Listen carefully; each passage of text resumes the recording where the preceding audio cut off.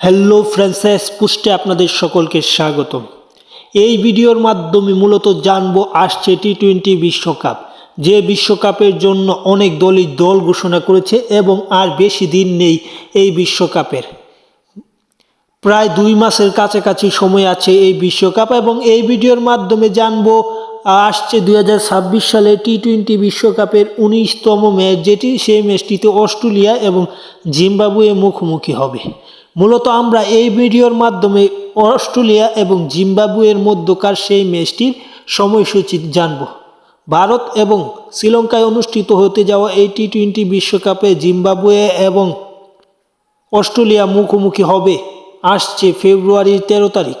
ফেব্রুয়ারির 7 তারিখে বিশ্বকাপ শুরু হলেও ফেব্রুয়ারির 13 তারিখে মূলত নিজেদের দ্বিতীয় ম্যাচটিতে মুখোমুখি হবে অস্ট্রেলিয়া এবং এই ম্যাচটি মূলত জিম্বাবুয়ের থেকে অস্ট্রেলিয়ার গুরুত্বপূর্ণ থাকবে, কারণ এটি গ্রুপ পর্বের ম্যাচ।